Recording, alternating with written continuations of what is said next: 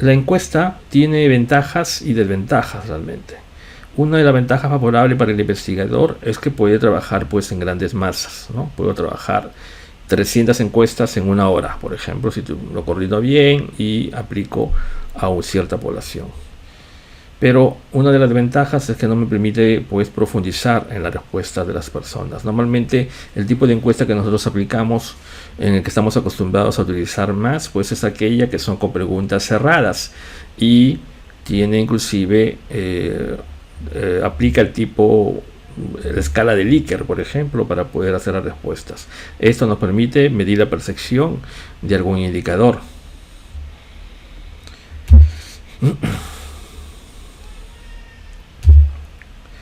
Es importante también mantener el anonimato de las personas que están siendo evaluadas. Normalmente cuando una persona está siendo evaluada y da su nombre y apellido, dificulta realmente la respuesta sincera de esta persona. Es como que se siente un poco oprimida o de repente que sea identificada por algo que puede decir, ¿no? Y eso puede ocasionar que la respuesta no sea tan real, ¿no?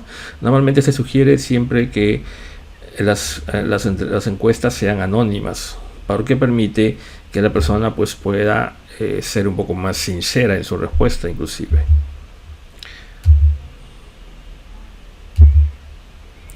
La escala de Likert es una de las técnicas más utilizadas para poder realizar un instrumento, un cuestionario de preguntas.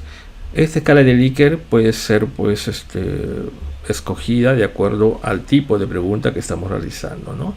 Podemos clasificarla en preguntas positivas, en preguntas negativas, y la puntuación de esa escala debe ir en base a esa respuesta. Normalmente el creador de esta escala se llama Rensis Likert, ¿no? Y pues permitió realizar, digamos, medir, con esto podríamos medir nosotros en puntajes la percepción de alguna variable específica. Aquí tenemos un ejemplo de la escala de Likert: muy de acuerdo, indiferente, en desacuerdo, muy en desacuerdo. Y como podemos observar aquí, pues los puntajes varían de 1 a 5. Normalmente este tipo de puntaje se realiza cuando la pregunta es invertida o negativa. Si fuera una pregunta positiva, pues el muy de acuerdo es el que valería 5 puntos, el de acuerdo 4, el indiferente queda en 3, en desacuerdo 2 y muy de acuerdo en 1. Entonces, como les dije inicialmente, aquí depende mucho de cómo estamos formulando la pregunta o la afirmación en el instrumento para que pueda yo asignar el puntaje correspondiente. Dentro de algunas de las alternativas que más se utilizan en la escala de Likert, pues tenemos las que están aquí: muy de acuerdo, ni de acuerdo ni en desacuerdo, muy en desacuerdo. Los puntajes, como dije inicialmente, deben variar. En este caso son de 5 opciones de respuestas, de 1 a 5, por ejemplo, siendo el puntaje máximo el muy de acuerdo si es que la pregunta es positiva, y el puntaje mínimo muy en desacuerdo. En caso de que la pregunta sea invertida, este puntaje también debe ser invertido. Los códigos que se utilizan, pues para el muy de acuerdo, en este caso cambiaría a 1 punto, y al muy en desacuerdo pues sería 5 puntos.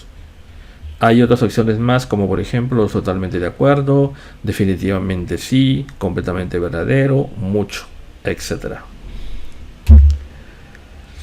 Este gráfico está mostrando pues los tipos de escala que también podemos nosotros encontrar. Por ejemplo, si fuera una lista de cotejo, normalmente se utilizan las alternativas cerradas sí y no. Si fuera una escala de estimación, normalmente utilizamos bueno, regular o malo, ¿no?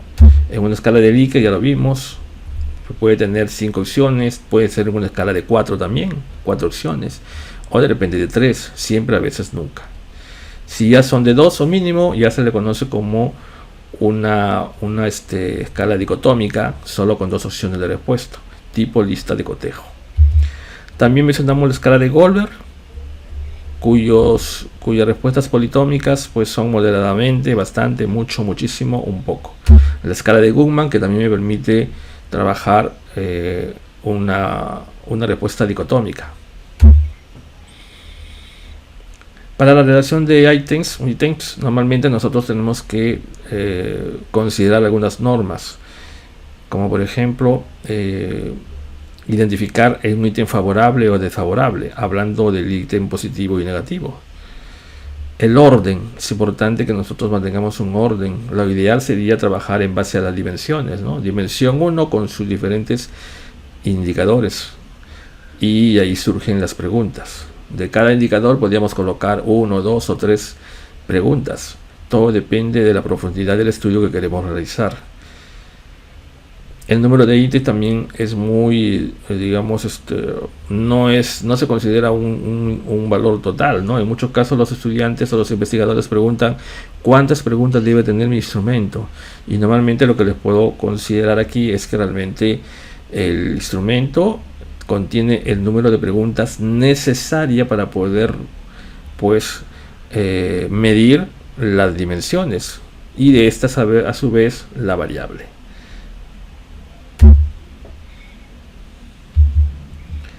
Aquí en este cuadrito estoy mostrando un ejemplo de un ítem positivo y un ítem negativo.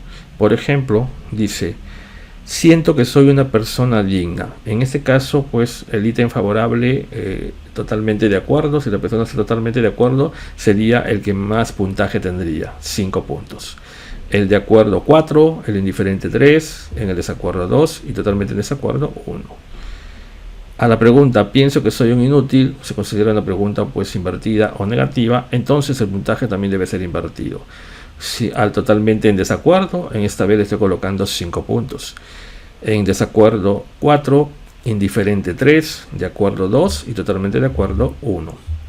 Como dije también hace unos minutos, es importante que nosotros sepamos y entendamos bien la forma de hacer la pregunta para poder nosotros codificarlo.